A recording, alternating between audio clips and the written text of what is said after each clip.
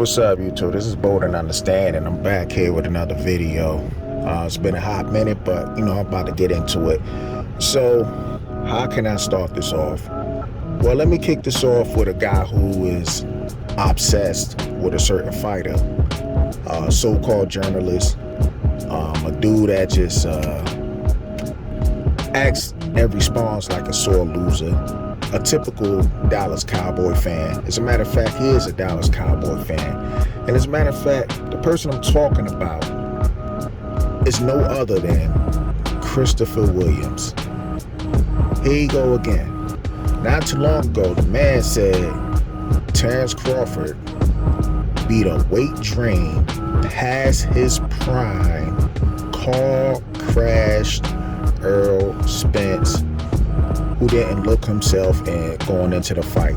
Even though, right before the fight happened, he promised that Earl Spence was going to stop the hype train in Terrence Crawford. But right after the fight, he started making excuses.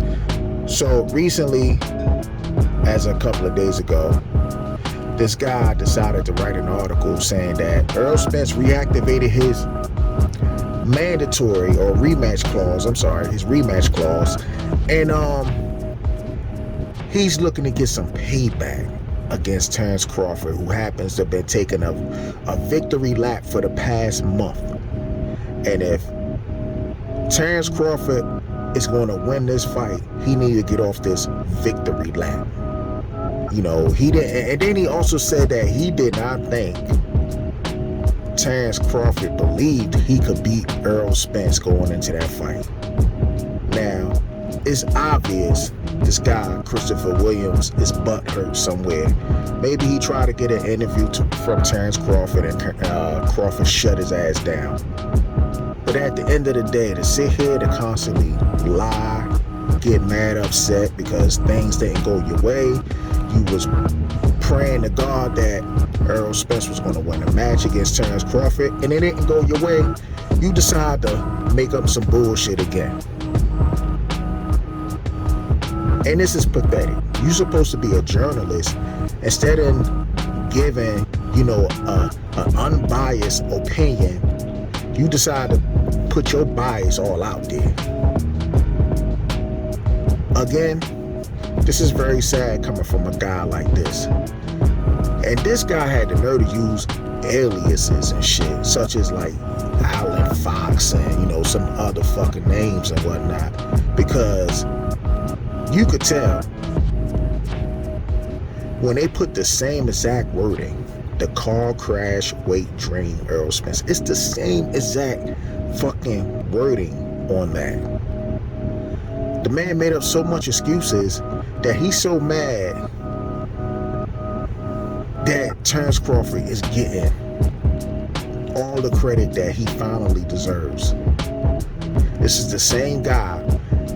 Before he fought Kell Brook, he came out and said Terrence Crawford has to beat Kell Brook and he won't beat Kell Brook. And the minute Terrence Crawford beat Kell Brook, he made up an excuse. This is the same guy who didn't think Sean Porter could beat Terrence Crawford, but the minute this is the same guy who didn't believe Terrence Crawford could beat Sean Porter, but the minute Terrence Crawford beat Sean Porter, he came up with more excuses. And this is sad. This is really sad. I mean, just take the fucking L, man. I don't know what Terrence Crawford did. I don't know if he stole your girlfriend or some shit like that. I mean, the man is, already has a family and shit, but he must have did something to have you shitting on him the way you do. But anyway, now that Earl Spence had reactivated his rematch clause, and you are so high in confidence that, according to you, a less hungry Terrence Crawford is gonna lose against Earl Spence in a rematch, I want to see what your reaction is going to be when you see a repeat when Terrence Crawford busts that ass Errol Spence again. I would like to see your reaction to it. Because we already know you're going to have a line full of excuses.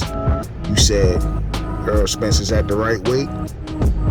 And then you came on out and said, well, Errol Spence should be fighting at 160 or 168 like Floyd Mayweather said, because he might be a little weight drain. Like, dude, cut the damn excuses, man. It doesn't matter where the fight takes place. It doesn't matter about the weight. Just like Demetrius Andre say, there are levels. The skills does not change. And with that being said, you're watching Bold and Understanding. Rate, comment, and subscribe. And on the end of that note, family, peace.